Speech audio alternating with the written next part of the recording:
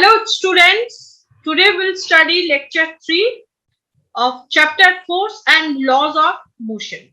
Okay, here we will discuss the first law of motion.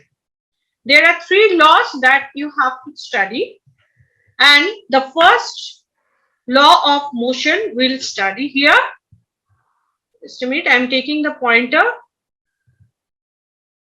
So first law of motion we will study here.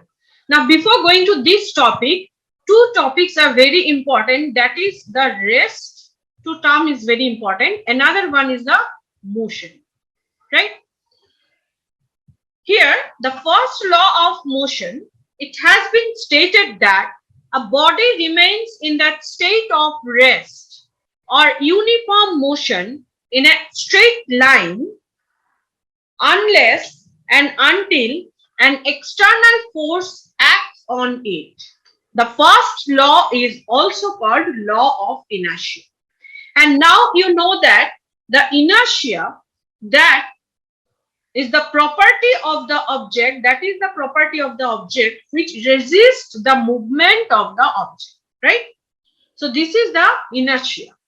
And the first law is related to the law of inertia. Here the body or object, suppose this is the football, if it will be at rest or it will be at uniform force and it will move along the straight line unless or until an external force acting on this. So here this is an object, this is the football, where if I am applying some force, then it will move. But how much force? Always you know that sorry, whenever one object you are applying a force, then first you have to apply the force that will overcome the force of the friction. Here you can see that this is the ground. Just at this surface, that means the contact point where your football and your ground is here. In this surface, there will be another force is acting always. That is called force of friction. Force of friction, right? So that means this force, due to this force of friction, you have to apply the force, that is that you are applying the force in this direction. So whenever it will move in this direction, if you are applying the force, that will overcome the force of friction. That will overcome the force of friction unless it will. So here, that means here the position of the ball you just see. The position of the ball you just see. So the movement of this ball from this position to this one, that is due to the force. But if the ball will be at rest, at that time you are not applying any external force. That means you are not applying any external force. In the second figure, you can see that you have applied the external force and it will just move. After that, this is the goal here. After that, it can move with an uniform motion in a straight line also it can move. But everything that depends on how much external force you are applying. How much external force you are applying. So the first law of motion, it states regarding the state of rest or uniform motion in a straight line. Okay. And there will be no motion. It will be at rest if no external force will be applied. That means the movement of any object is due to the applied external force. So first law of motion, Newton's first law of motion, in simple words we can say a body or object, just a minute, I'm taking the highlighter. A body or object that will not start moving unless you are applying external force acts on it. Okay. Unless you are not applying any external force. So once it is set in motion, it will not stop or change its velocity unless some force sharpen it once more. So suppose there is a ball here and you are kicking this ball. So it will move certain distance, right? Now the new position of the ball is here. But in this ball, you can see that this ball will not stop until unless you are not applying any opposite force for this movement. Or another thing will happen, that is sometimes in the ground, suppose I have in this ground I have some ball here, I am just kicking this one and it will slide, and after certain time you can see that it will stop after certain distance. This is due to the frictional force. Right? That means what? This is also another force that is acting on the ball or on the object in the opposite direction. If your force is in this direction, your frictional force in this direction. That means what? To resist this one, you have to apply the force in the opposite direction to rest, to make the moving object to the rest, or to stop any moving object, you have to apply the force, right? That means from the first law of motion, we understood two things. One object will be at rest until unless you are not giving any external force. And the second thing is that it will not stop or change its velocity until unless some force you are acting to stop this, right? That means if one body or object will be in motion, it will be in a motion until unless you are applying any force. So first law of motion that I have told, two things are very important, 2 points, that is object at rest and objects in motion. Now, whenever object is at rest, at that time, obviously the velocity is zero. There is no velocity, no movement, acceleration is also zero. So, if velocity is zero, acceleration is related to the velocity. What is the acceleration? Actually, acceleration is the velocity per unit time. So, acceleration should be zero. So, the object continues to be at rest. Now, object in motion, if any object in motion, at that time, the velocity is not equal to zero. It has some velocity. If I am just falling any particle from a height towards the ground, it has some velocity also. So that means when one object is in motion, the velocity is not equal to zero, while acceleration equals to zero, because it may be some constant speed or some constant velocity it is following. Some constant velocity it is following, right? Suppose it is moving 1 kilometer per hour always. So that velocity, it is not zero, but acceleration may be zero. So therefore the object will continue to be in motion with constant velocity and in the same direction. So this is the objects in motion. Now the external force, right? The external force, this is defined as the change in the mechanical energy, that is either the kinetic energy or the potential energy in an object. And these forces are caused by external agents. And examples are the normal force, air resistance, friction, all these are the example of the external forces. Let me explain this here. Suppose one particle you have in this height. So what is the energy here? That is potential energy, right? That is potential energy. Now suppose this is the ground and it will fall here. It will fall here. So that means it is changing its potential energy. Okay. So the external force, that is what? That is defined as the change in the mechanical energy, that is either the kinetic energy or the potential energy, right?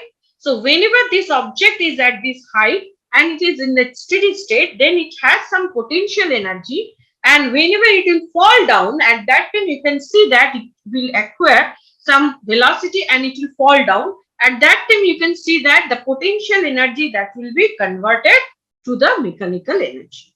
Another thing you can see that suppose one particle you have here, when this will move certain distance, after that it will be here. So certain distance it will move, and at that time it may be it is changing its energy, that is the kinetic energy. Okay, that is the kinetic energy, where the kinetic energy will be that will change here. Okay, half mv square kinetic energy, let it be, I am writing ke half mv square. Okay, so now you know that the friction is also one external force. As I have told you, if you are throwing one ball on the ground, after certain time, you can see that it will be at rest, or it will slow down its speed. How? Why? Because the ground will offer some frictional force, and that is against the direction of the movement. So this frictional force, that is external force. And another thing, that is the air resistance. Suppose you are flying some kite in the air, so it will face some air resistance. Some particle you are just throwing upward, at that time you can see that it will feel some air resistance. So air resistance is also another type of external force. And normal force, already I have told you, whenever some inclination will be there, or some object you have on any surface, at that time some normal force will be acting on this object. Okay, so this is the different types of the external force. Now let us understand the first law of motion by an example. Here you have one block or object on the smooth surface. So let it be very smooth surface, and this one is the block, and this one is the smooth surface. So there is no friction. Smooth surface means I am telling about regarding very ideal surface. There is no friction. Frictional force is zero. So the block is at rest and it is not moving. So here the force of gravity that will act towards this direction, and normal reaction will be towards this direction, and they will balance, so it will not move anywhere. It will be at rest. Now this block, whatever I have kept on the smooth surface, here how it will move? The only force acting on the block are the force of gravity and the normal reaction by the surface, right? And there is no force acting on it in the horizontal direction. We have seen in the earlier case, suppose this is the surface and this is not so much smooth surface, and you have one object here. At this contact point, you have another frictional force, another force, that is frictional force, right? Frictional force. But here you do not have any frictional force here. So that's why horizontal direction you do not have any force. So the force in the vertical direction are equal to each other. The force of gravity and the normal reaction both are equal. That's why they are cancelling each other. That means net force. That means net force. Net force. That equals net force. Net force equals to 0. So net force equals to 0. That here, because the force of gravity that equals to your normal reaction. So there is no external force on the block. Hence the block is at rest. So we may confirm the Newton's first law of motion here. Okay. Now first law of motion. Now if we apply some constant force here, that is F. Constant force in this direction. Now F on the block in a horizontal direction. Now it will start moving with some constant acceleration in the direction in this direction it will move in this direction. So here, because now you can see that this force, whenever you are applying, there is no frictional force here, because this surface is very much smooth surface. So for, sorry, just a minute. This surface is very much smooth surface, so no frictional force here.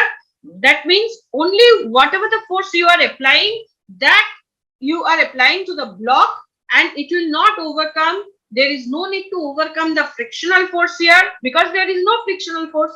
That means if you are applying the force towards this position, then it will move in this position. If you are applying, if this is the block, and if you are applying the force in this direction, then if you are applying the force in this direction, then this will be the direction of movement. This will be the direction of movement. Okay, so this confirms the first law. What we have told in the first law, first thing, one object will be at rest if you are not applying any external force. Another thing, if you are applying external force, it will be in a motion. Okay, unless you are applying another force, that it will not come to rest, or it will not change its velocity, right? So all the statements of the first law of motion we have confirmed here. Now here you can see this is a very useful thing where we are applying the Newton's first law of motion in our daily life. You have traveled through a car, and you can see that it is mandatory for the driver or the person who are sitting in front seat of the car, they have to use the seat belt. It is mandatory to avoid any accidental case. Okay, so here, and also whenever we are keeping our child in this position, here also what we are doing, here also some seat belts should be fastened. So here, wearing a seat belt in a car while driving is an example of the Newton's first law of motion. Now, if suppose your car that is moving with a very high speed, right, and suddenly some man or some person or some object that comes in front of coming in front of your object. It may be cow, it may be any person or anything else. So at that time you have to use the brakes. You have to use the brakes. So after applying the brake, you can see that suddenly the car will stop, and there will be a jerk, and you can feel the jerk, and your body that will tend to continue its inertia, and it will try to move forward. So this belt we are using just to resist the movement of the forward direction, movement of our object towards the forward direction. So to prevent the accident, seat belts we are using. Sometimes if you have just traveled through any aeroplane, at that time also, whenever the plane will take away, or whenever landing condition, at that time you can see that the speed of the aeroplane is very high, and whenever it is landing, before that there will be some person, they will ask you to fasten the belt. Because whenever it will be it will go for the landing, at that time the speed will be very high, and simultaneously it will apply the brake also to make the velocity zero. After certain time, to make the velocity zero, because it has to stop at the airport, right, or runway.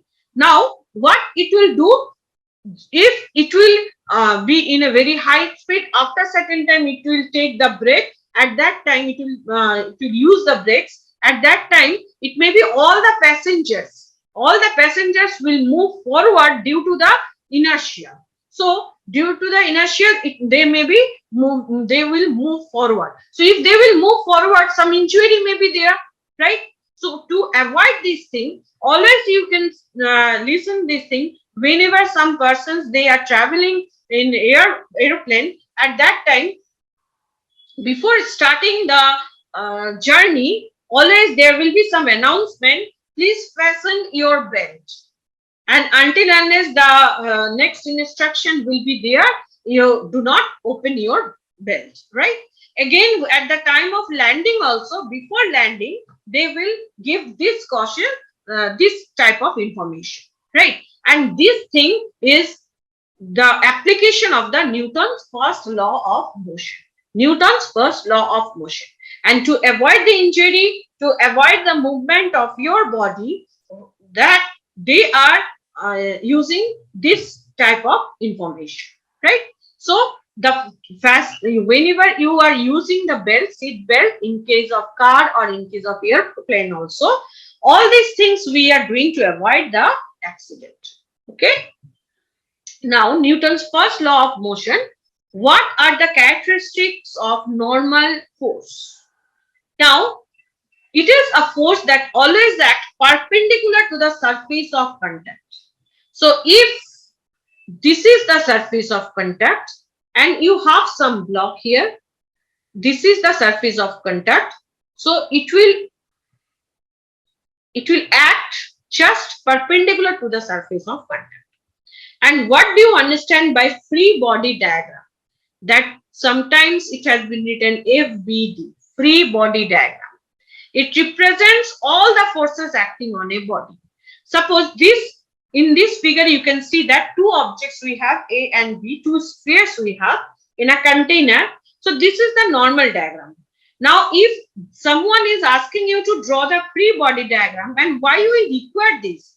Because the motion or the direction of the movement we have to find out using the Newton's first law of motion, right? So for that reason we have to know what are the forces acting on our object. What are the forces acting on our object? So here, suppose the B sphere you are taking, and here you can see that some force N2 will be acting, N1 will be acting here, and Mg will be acting here. But the direction of the forces, here it has been shown that direction of force N1 and this is the Mg.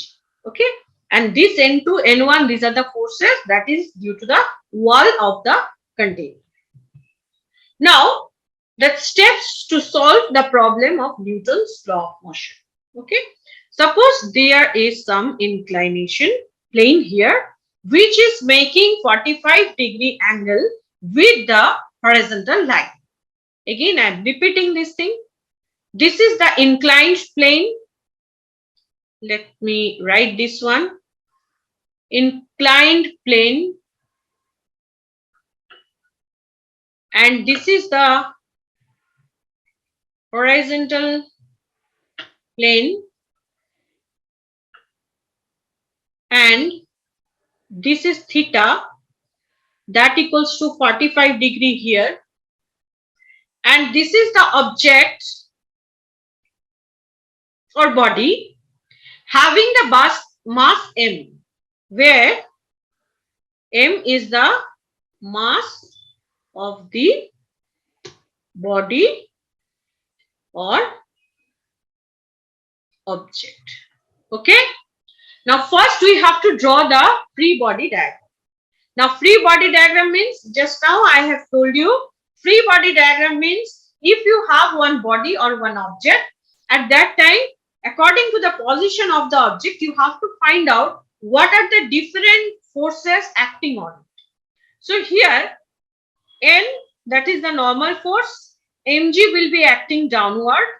If this is 45-degree, then this Mg, it has two components. One is the Mg cos 45-degree, Mg cos 45-degree. Another is the Mg sin 45-degree. So these two are the component of Mg, right? So Mg cos 45-degree, Mg sin 45-degree. That means the M incline, the force that is F incline, that is the mg sine 45 degree, and F normal, this is the normal, so F normal, that is the mg cos 45 degree, and this mg sine 45 degree, this is not, this will slide in this direction, that means this is nothing but ma. Okay, so here if mg sine 45 degree, that equals to your F, again you know that F equals to ma, so we can write down mg sine 45 degree, that equals to ma. So m will be cancelled. That means acceleration equals to g sine 45 degree. Okay, g sine 45 degree. This is the acceleration. So if any object they are giving you in some inclined plane, at that time first you have to draw the free body diagram. What is free body diagram? Where all the forces we acting on the object we are drawing, and we are trying to find out the component of every force. Then what will be your force or acceleration, you can find out, right? So first draw the free body diagram of the block, then write the force equation taking its own axis. Now two axes here, one along the plane, other perpendicular to the plane. Then calculate the acceleration using the second law of motion. Okay. Here some questions. When a carpet is beaten with a stick, dust particle comes out. This phenomenon is an example of law of motion. Which law of motion? That is first law of motion. First law of motion. Because the particles, they are in rest condition on the carpet because you are not applying any external force. But whenever you are applying some external force, that means the carpet is beaten with a stick, you are applying the external force with that stick, at that time dust particle comes out. That means the movement of the dust particle, just a minute, the movement of the dust particle happens, so it is following the first law of motion. The forces are said to be balanced if net forces are balanced. If the net force is 0, obviously it will be 0, right? Suppose you have a block here, I am applying a force F1 here, I am applying a force F2 here. It will be at rest if the net force F1 minus F2, that equals to 0. That is the F net. That equals to 0. Okay, that is the F net.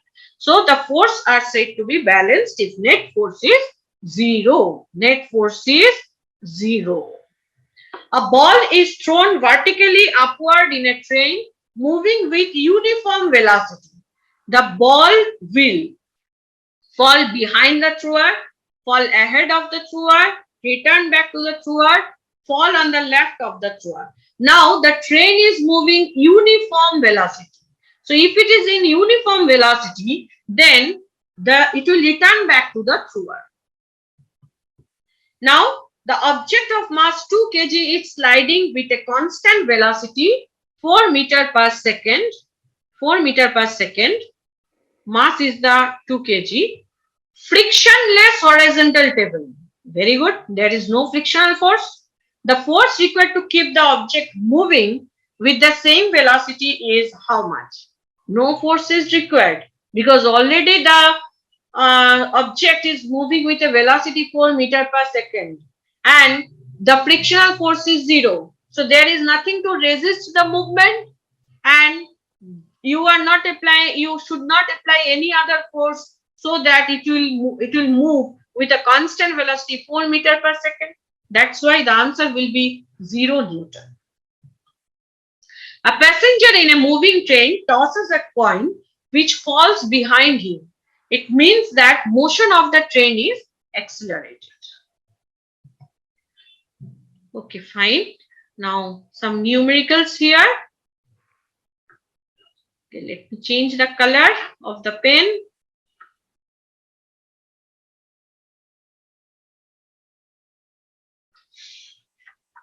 Here, solution.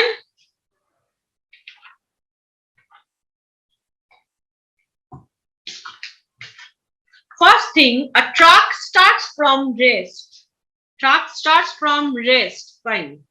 So first line, that is rest. So initial velocity u, that equals to 0. Rolls down a hill with constant acceleration. It travels a distance of 400 meters. Distance s, that equals to 400 meters. Time t, that equals to 20 seconds. Find the acceleration. Let acceleration, that is denoted by a. Find the force acting on it if its mass is 7 metric ton. So first I have to find out the acceleration. Let me do this thing first.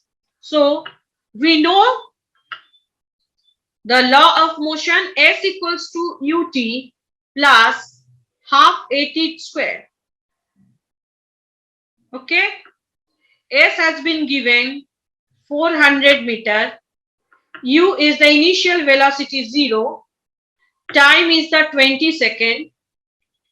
Half. Acceleration I have to find out. T square, 20 seconds square. So acceleration equals to 2 meter per second square. Just a minute. Fine. So this is the first portion of the problem. Next, find the force acting on it if its mass is 7 metric ton. Now first thing, mass, that is denoted by M, 7 metric ton. That means 7,000 kg. Okay. First you have to convert metric ton into kg. Now the force, that equals to mass into acceleration. That means 7,000 into acceleration is 2 meter per second square.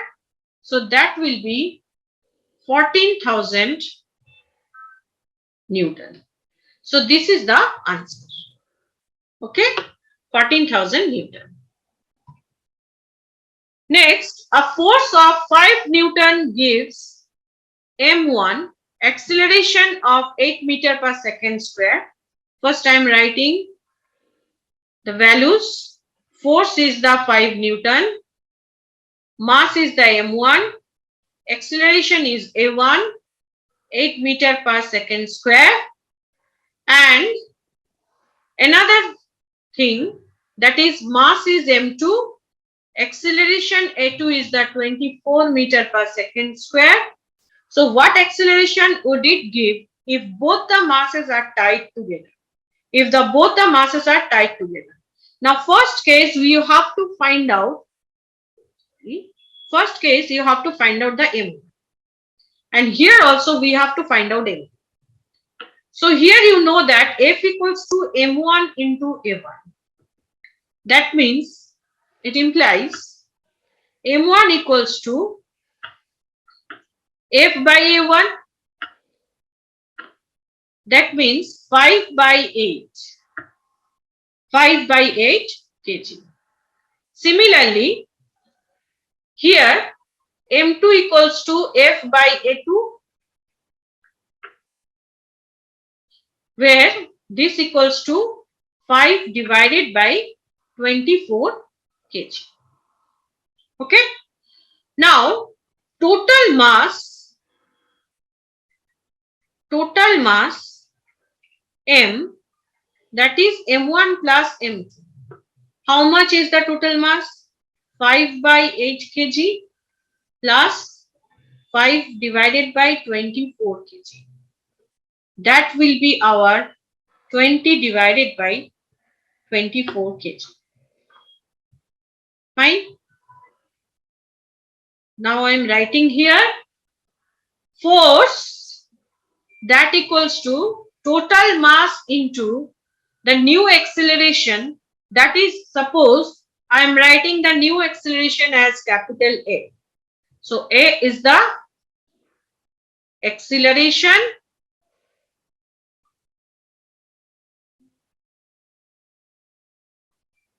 due to both masses when tied together. Okay. So here F equals to mass is the 20 by 24. Acceleration is A. Or force is 5 Newton. So acceleration A equals to 5 divided by 20 by 24. That means this equals to 6 meter per second square. And this is the answer. Okay. Now a car of mass 1000 kg. So here first I am writing what are the given data, and the velocity is 40 km per hour. So mass equals to 1000 kg. Mass that is m denoted by small m, and velocity that equals to 40 km per hour. Okay, and this velocity moving with a velocity of 40 km per hour collides with a tree and comes to stop in 5 seconds. Fine. So this velocity is the initial velocity because it was moved. So this velocity I can write down will be the initial velocity, that is denoted by u, and it will come to rest. So final velocity v equals to 0 km per hour, and time t equals to 5 seconds. So F equals to, you know that m into a. Again, acceleration is nothing but v minus u divided by t. Mass is how much? 1000. V is how much? 0. U is how much? That is 40 km per hour. Time is 5 seconds. So it will come to, sorry, just a minute. Just a minute, I have to remove this.